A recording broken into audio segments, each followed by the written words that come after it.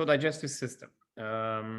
As you guys all know, digestive system refers to actually the part that deals with the foods that we eat.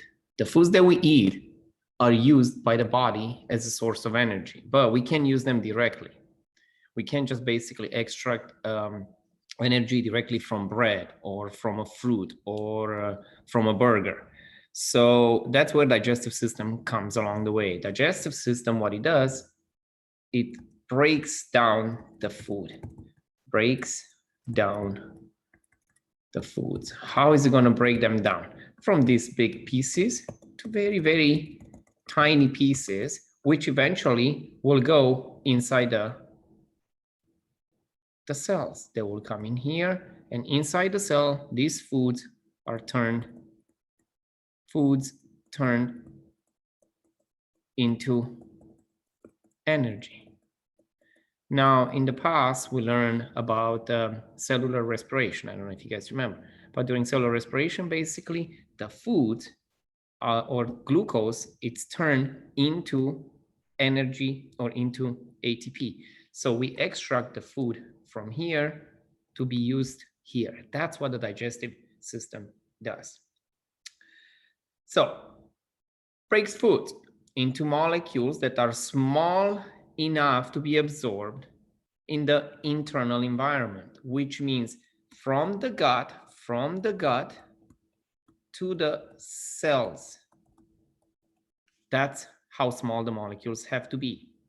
Whatever it's not absorbed, it's stored for a short period of time and then eliminated. So whatever is not absorbed, it's stored for a short period of time and then eliminated. Also, digestive system, it's involved in homeostasis. How? Because it interacts with other organs. And here you can see how most of the organs that I went over interact with each other. Digestive system, it's right here, interacts with a circulatory system, basically. The food that are broken down to the small particle or small nutrient are absorbed by the circulatory system, which will take them everywhere throughout the body. Now, what is food? Food is that source of energy. That's what we call it, the source of energy. What does it happen? Basically, we eat those foods to extract the energy out of that, out of the molecules. Now, what's a nutrient? A nutrient is something that it's needed for a specific physiological function. When you don't have enough nutrients, vitamins or minerals, you end up with deficiency disorder. If you don't have all the nutrients, then you end up with a lot of deficiency disorders. Scurvy, it's one of them. Beriberi, it's another one. We learned some of those ones we went over in the lab. Foods can be broken down into carbs, 4 categories: carbs, fats, proteins, and nucleic acids. I didn't mention that one, and I will not mention that one. I will not talk about it because for nucleic acids, we don't really break down the DNA to extract energy out of it, but we rather break down these nucleic acids to absorb the nucleotides, which are used to produce or to produce DNA in our body. So it's used to produce DNA. So we eat a bunch of nucleic acids, but we don't eat them to extract energy out of it. We use them to basically produce or to make DNA when DNA is needed in our body in basically new cells. Now, carbs. We all know what carbs are, broken down into monosaccharides, disaccharides, starchy foods, which are also polysaccharides. Carbohydrates they store about 4.1 calorie per gram as energy. The amount of energy stored in carbohydrates is 4.1 calories per gram. Now, carbohydrates are the main source of energy. Main source of energy. Fats are also made up of a bunch of carbon molecules. Remember, we call them fatty acids. Now, also we learned in the past that fats are long-term storage in our body, or a molecule used for long-term storage. So fats contain almost 2.5 times the amount of calories per gram, almost 2.5 times of the amount of calories per gram. Then we have proteins, which all we need to eat, and you can get them from poultry, fish, meats, and if you are vegan, you get them from grains and beans. Proteins store about the same amount of calories as carbohydrates. Now, why do we need to eat proteins? Because proteins are broken down into amino acids, and our body needs these amino acids. Now here you guys can see the protein content on different types of foods. You have chicken, fish, which are very rich in protein. And then right here at the bottom, you have sugar, which has nothing, cola. We take a lot of these ones in our diet. And you have the beer, which is still good. Beer contains some of the protein. So if you come home later on, you might come home that buzzed because you drink 10 beers. I always find the excuse to my girlfriend, hey, I come back because those 10 beers gave me about 20% amount of protein. If you look right here, this bar right here, about 10 beers make up the 20% amount of protein. But anyway, very interesting. Beer also contains some of that protein because of the way it's produced through fermentation. That's when some of the protein is still in there. Oranges have some, bananas, very little, potatoes, very little, but you get to the beef, to the meats, that's where they have more. Now, besides the main organic molecules to extract energy out of it, we also need in our diet fiber. Now, what is fiber? Fiber, it's a carbohydrate. Carbohydrate, actually. But this fiber, it's non-digestible, which means basically we cannot break it down. We cannot breaking down. Now, fiber basically help with the movement of food through the digestive system, through the gut mainly. Diets that are low in fiber result in very slow passage of food through the gut, through the colon or the large intestine. Also, fibers, which is very interesting, slows the rate of absorption of simple sugar. How is that possible? Here we have two types of fiber, insoluble and soluble fiber. The soluble, that it dissolves in water, it's called soluble. Now, just because it dissolves in water does not mean that it's small enough to be absorbed. It's still too large and it cannot be absorbed. So what this soluble fiber, what it does, it binds to other compounds in the intestine. One of these compounds, it's actually simple sugar. It binds to simple sugar. Basically, it binds to simple sugar and makes that molecule large enough that it's not able to be absorbed in the circulatory system. So basically, this soluble fiber deters absorption of some of this simple sugar. Insoluble fiber does not dissolve in water, and its function is basically to stimulate or to move the feces through the colon. Now, question, is fiber a nutrient? If you're a nutritional scientist, fiber is considered a nutrient because it's essential for the foods to move around. If I'm a biologist, I say it's not really a nutrient because we don't extract energy out of it. So you take it the way you want it. Now here you guys, I put a table or some facts about good sources of soluble and insoluble fibers. You can see right here, these are foods high in soluble and insoluble fiber on both of them. So when you look at them, dried figs, garbanzo beans, lima beans, soybeans, kidney beans, corn grits, carob flour. I don't know what that is, but I'm assuming it's some type of flour that we make bread. Then you have foods high in insoluble fiber, all the other stuff that we eat, in all the other veggies that we eat. Now remember, meats are not high, or they don't have insoluble fiber or soluble fiber. It has to be veggies. Disease is associated with low fiber diet, diabetes, constipation. This is one of the main ones. If you don't eat fiber, poop will get stuck in your gut. Varicose veins, because why? Because when you try to poop, basically when you're constipated, you start popping veins. Why? Because you squeeze your your muscle, tummy muscles, and then you can have internal varicose veins in your gut. Hemorrhoids, and a bunch of other ones that you can see right here. But those are the three main important ones: constipation, diabetes, hemorrhoids.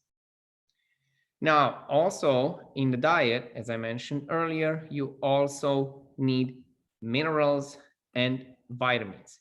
Minerals are inorganic molecules. Inorganic molecules. Vitamins are the opposite, are organic molecules. Minerals are found in many foods, or it can be found in the soil. Vitamins, you just got to go to the store and you got to buy them, or you can find them in the actual nutrients that we eat, or actual foods that we eat. When we eat them in very small amounts, or when the minerals are required in very small amounts, they are called trace mineral. Large amounts, they are called macro minerals. I need them in large amount, macro. Small, it's micro or trace. Now, what's interesting, these vitamins, or many of these vitamins, are required as coenzymes. They are called cofactors or coenzymes, for the enzymes to properly work. So enzyme in the body to properly work, it requires a coenzyme. Cofactor we usually refer to a mineral. So to review, a healthy and nutritious diet involves carbs, fats, proteins, nucleic acids. These three provide energy. This one right here provides the nucleotides for the cell reproduction. Vitamins, minerals are coenzymes or cofactors. Water is needed because our internal environment is water. Internal environment is about 60 to 70% water, and fiber is needed to move the food along the gut. Now, there is different types of digestive system. They are grouped into three groups. Actually, there's two types. There is the heterotrophs, which are basically the organisms that use organic materials to produce energy, are divided into three groups, and only heterotrophs have a digestive system. An autotroph does not need a digestive system. An autotroph can make its own food. How do they make their own food? Through the process called photosynthesis. So they don't really need a digestive system. But heterotrophs are the ones that actually use the organic material as a source of energy. So heterotrophs divide into three main groups. Actually, there is four if I really want to be more specific. Herbivores, plants; carnivores, meats; omnivores, plants and animals. They eat both. And then we have a fourth one, which is detrivores, which feed basically on dead organic matter. They feed basically on whatever it's left in the ground. So they are called detrivores. Now, when you look at digestive system, they start from the very small organism all the way to the advanced one, like humans. Now, for the most primitive one, like sponges, they take their food through simple diffusion. So they take it through simple diffusion. Now, I don't know if you remember when we talked about the circulatory system, we talked about that thing that looks like a vase, or like a vase. that was called gastrovascular cavity. Basically, I mentioned at time, food goes in, waste comes out. Water goes inside here, washes all these cells right here. By washing it, good stuff moves in, oxygen and nutrients move in, and oxygen also moves in, and carbon dioxide and the waste comes out, and then it's eliminated through the same orifice or same hole. This is called gastrovascular cavity. This is going to be found basically in the cnidarians and flatworms. These are also considered simple animals because they don't really need a true digestive system. As you move to more advanced organisms or land animals, you end up now with an alimentary canal, which is basically starting with the mouth and finishes with the anus. Alimentary canal is like a long tube along which the food are digested, or along whom the foods are digested. Now, the function of digestive system: ingest food, breaks down food into small molecules, absorbs, eliminates. So you ingest, then you break, then you absorb, and then you eliminate. I buy, that's why I call it. You guys say today on social media, buy, whatever it's called, obey. That's what it is. I bay. I am the baby. So I buy, ingest, break, absorb, eliminate. Ingest, break to small molecules, absorb, eliminate. As I mentioned at the beginning, proteins broken down to amino acids by the digestive enzymes. Carbs, these are the carbs here, broken down to monosaccharides. That's the smallest that they are absorbed. So this one right here are the only forms or molecules absorbed into circulatory system.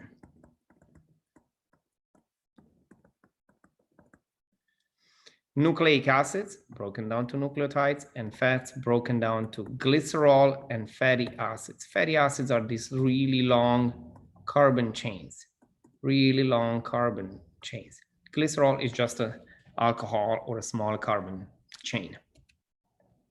Now, digestive system. Quickly, let's go over what it starts and where it finishes and the parts of it. Starts with the mouth. Then you have the pharynx in this region right here, followed by esophagus. So you have mouth, pharynx, esophagus. Now, esophagus is going to go into stomach. Then the stomach, it's going to pass into the food from the stomach. It's passing into the small intestine, large intestine, and then anal canal, and then at the end we have the rectum. At the end we have rectum. At the end we have rectum. It's right here, the rectum. Okay. So let's go over each one and their functions, see what they do. Mouth. Mechanically tear, grind food, and chew. So you basically break down food mechanically, you grind it and chew it. Why? Because you need to go from large to small, from large to small. Now, I can determine, or I can identify a herbivore and a carnivore. I can differentiate just looking at the dentition if the animal is carnivore or herbivore. Why? Herbivore, carnivore, or omnivore. If it's a carnivore, will have very few of the molars, but you will have the canines. You would have canines. These are the canines right here. If you are an herbivore, you would have a lot of these molars. So an herbivore has a lot of molars. Herbivore, molars, and missing canines. canine are not there. A carnivore has very few molars, but it has canines. Why herbivores have molar? Because they need to grind that food, the grass that they eat. They need to break it down from large to small. Now, if you are an omnivore, you have both molars and canines. That's how you know. Now, if you look at the dentition of a horse, you're going to notice that it has no canines, but it has a lot of molars, very, very strong, large molars to grind the food, the grasses. Now, humans are omnivores. Cats are carnivores, and dogs are omnivores like us. Now, as I mentioned earlier, a cow or a horse are herbivores. Now, in the mouth, the human's teeth are specialized for eating both plants and animals. Now, in our mouth, we have salivary glands. What is the function of salivary glands? To produce saliva. Now, saliva contains this enzyme which is called amylase. Amylase breaks down starch. So breaks down starch to maltose. I don't know if you remember, but maltose was a disaccharide. Now, once food it's chewed and then it's surrounded with saliva, saliva creates basically, or it's used as a lubricant. It forms this structure which is called bolus. Bolus is swallowed and saliva works as a lubricant as it moves down. Now, food moves down the pharynx into esophagus. Now, remember from last time when we talked about respiratory system, right here, there is a confluence. Down here is digestive system. Down this way is respiratory system. So this one, it's respiratory. This one is digestive. So how do we protect basically the respiratory system from taking in the food? With the help of this little structure right there, which is called epiglottis. If you notice right there, epiglottis basically, while you don't eat, it stays up and basically it stays open. When you swallow, you're gonna notice that basically epiglottis lowers, larynx rises, and now this respiratory part right here, the trachea, it's closed. Now food can move around it. Food can move around it into the esophagus. And that's how basically food gets to the esophagus with the help of the epiglottis, which closes or covers the respiratory passage. Now, once the food is in esophagus, peristalsis happens. Your esophagus, or everyone's esophagus, it's a muscle. Muscle contracts and relaxes. By contraction and relaxation, basically it produces this movement, which is called peristalsis, and allows the food to slowly move down towards the stomach. You can see right here how peristalsis takes place. Now, at the entrance of the stomach and then exit of the stomach, we have sphincters, or this circular muscle. Their function is to close and open, close and open. Now, we know one thing. In the stomach, we have a lot of acid, hydrochloric acid mainly. When you have acid reflux, basically one of these sphincters right there, it's leaky. And that acid, or with some food from your stomach, it's actually going to move back down the esophagus. Esophagus, it's not protected by no alkaline juice to neutralize the acid, and that's where it could be a problem. That's why when you have acid reflux, you have to take some type of, what you would call it, like some type of alkaline component or buffer to actually neutralize the acid. Now, the food, let's assume that is moving through the sphincter right here inside the stomach. Now, the stomach, it's a muscle.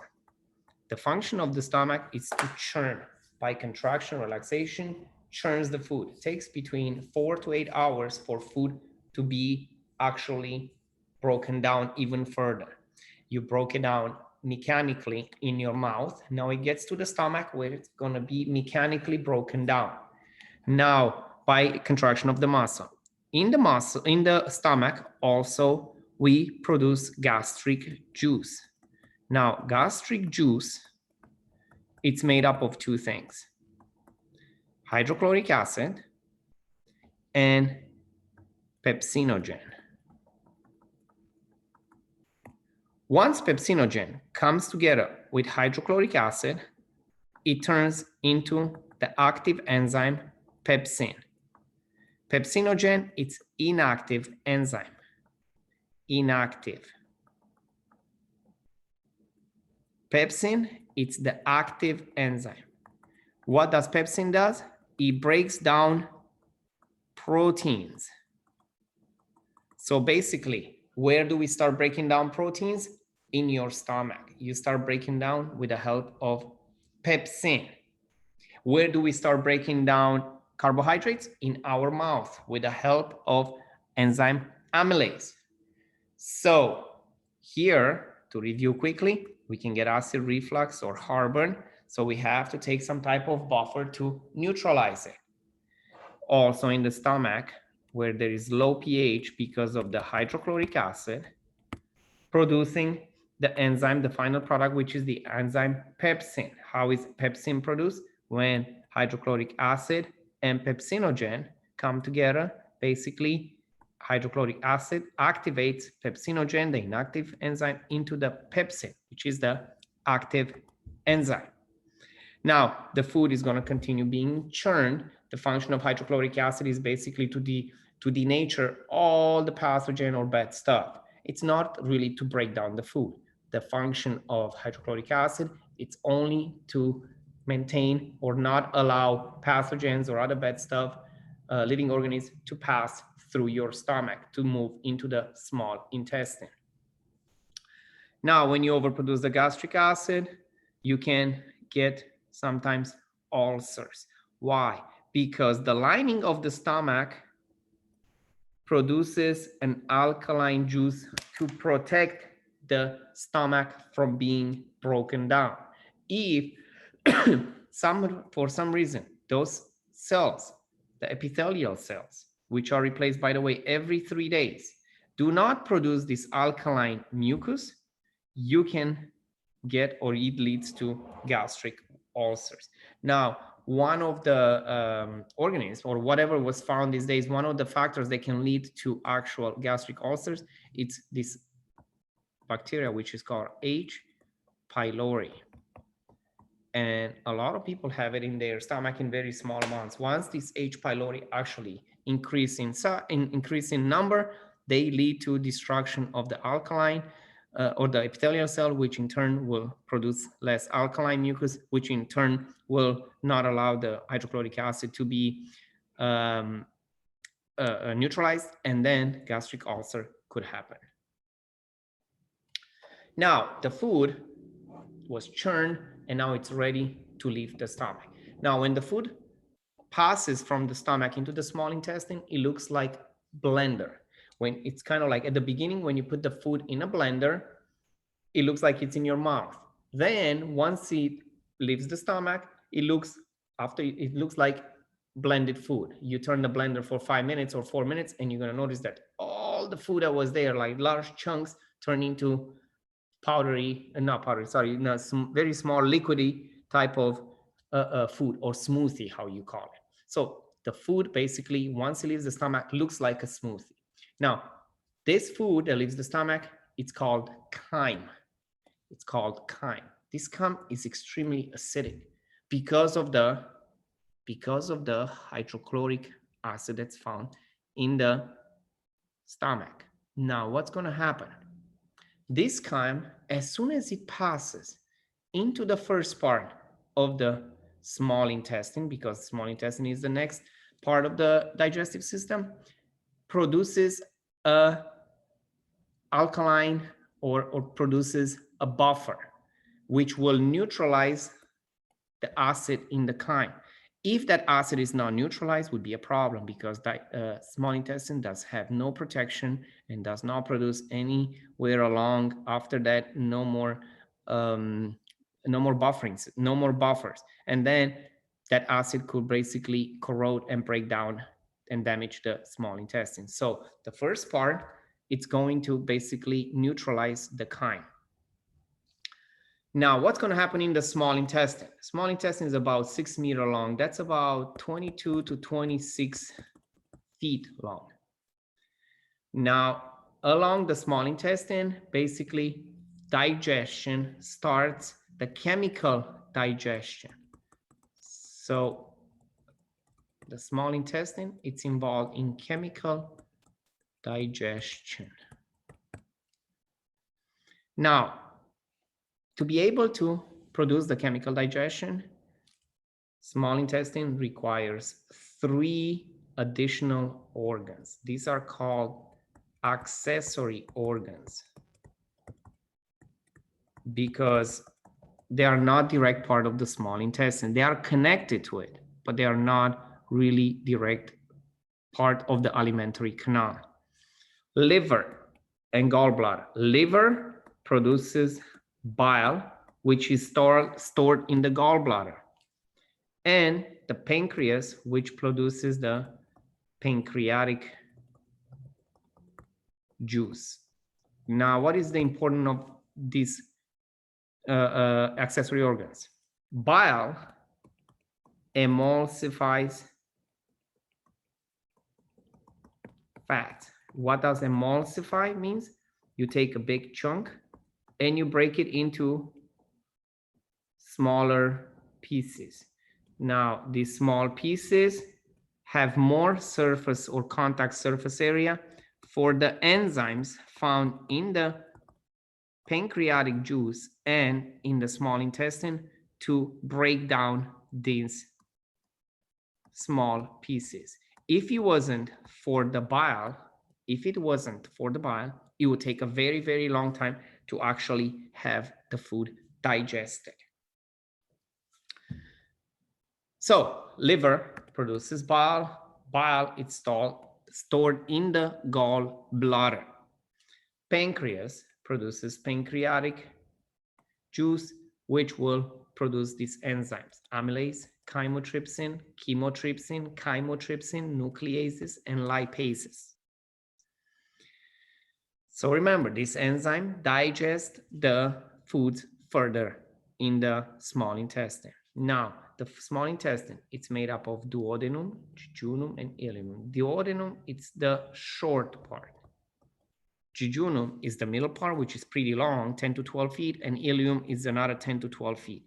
Now, duodenum, it's basically pancreatic juice is dumped here, where the chyme, it's neutralized, and also the bile duct, it dumps the bile in the duodenum.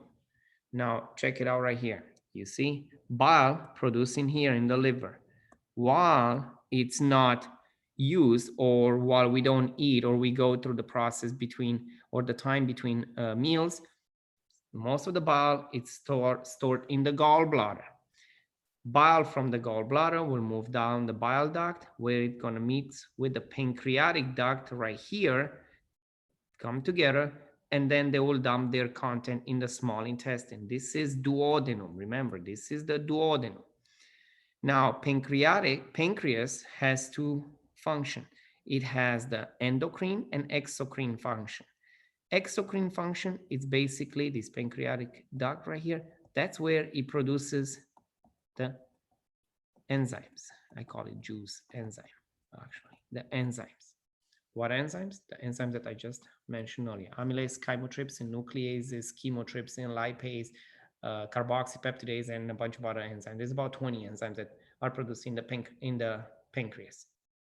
So pancreas, it's one of the most important organs. Remember that. It's one way the most important. You heard that people die of pancreatic cancer. Recently was Alex Trebek, the guy that hosts Jeopardy. Also, your favorite guy, the guy that you probably most of you own or own a phone, the Apple guy, you know, Steve Jobs, Patrick Swayze, all of them died of pancreatic pancreatic cancer. Why? Because we don't have yet the knowledge of how to replace the pancreas or transplant the pancreas. And pancreas, it's very important for the endocrine and exocrine function, controls a lot of functions in the body. Now, if you look here, food, it's moving down as chyme, right? Chyme here, it's neutralized. Now, all these juices, boom, the bile and the pancreatic juice are dumped in here. Now, food moves with those juices and enzymes down the small intestine. The first part, it's called the jejunum. Now, along the jejunum, the foods are actually enzymatically broken down. So they're going to keep being enzymatically broken down.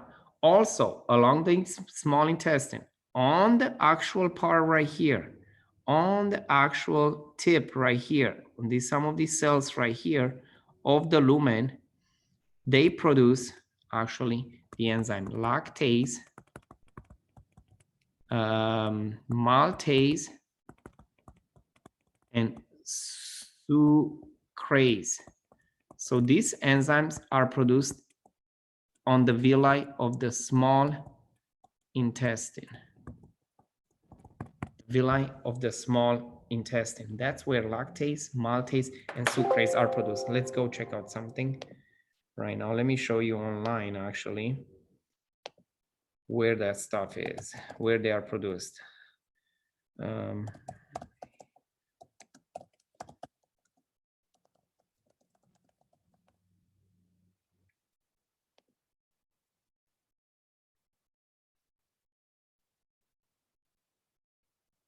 Okay, I like this picture right here. Right here, it looks like it. So if you look right here, this is from a scientific journal actually.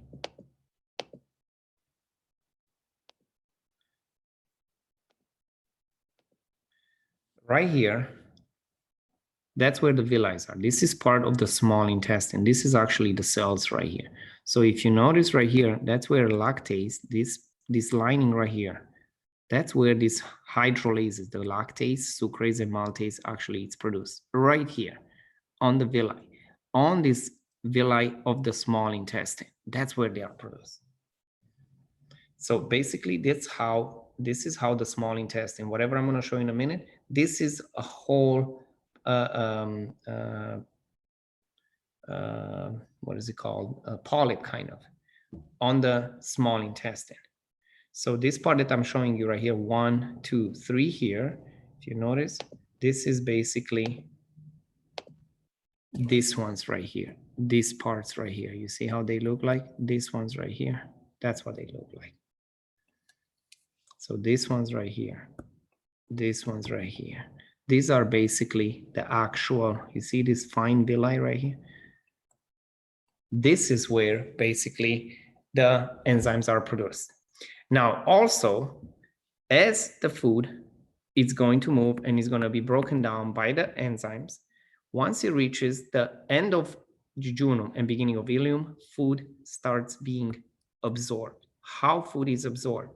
Through this lumen or epithelial cells, nutrients are able to pass, and what's on the other side or inside this polyp right there, you see there is circulatory system and lymphatic system, the blood capillaries and the lymph vessels. Why there is two?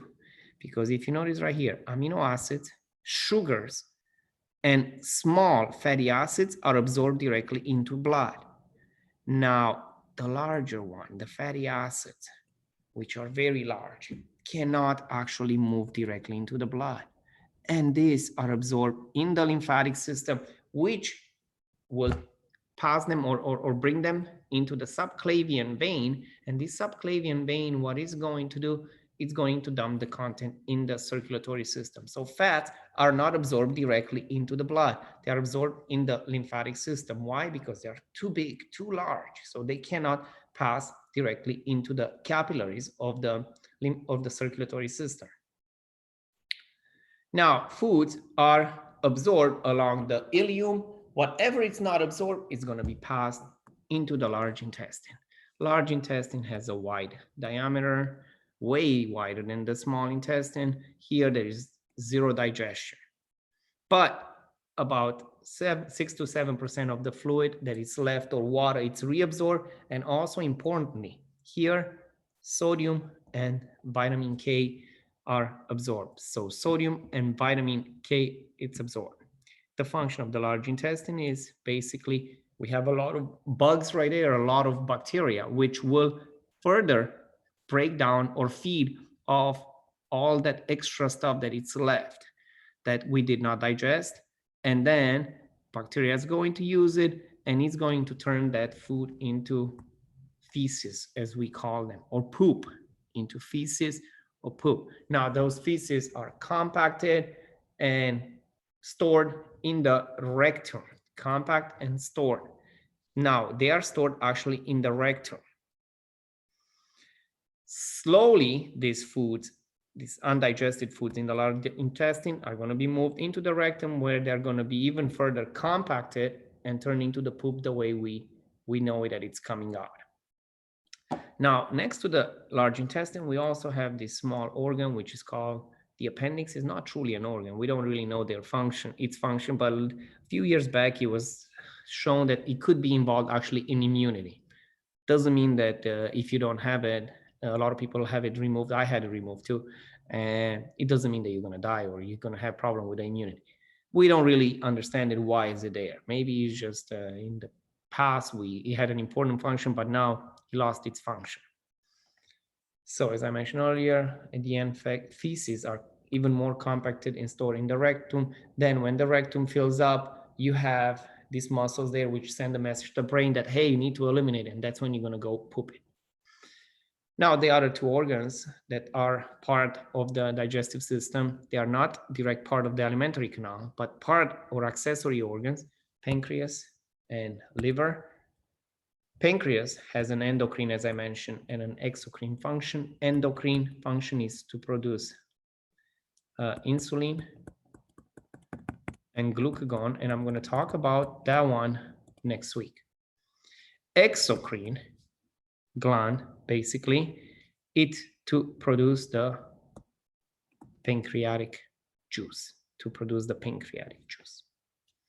Liver, as I mentioned earlier, it's involved basically or produces bile, which is stored in the gallbladder, and then bile will be moved slowly into the small intestine.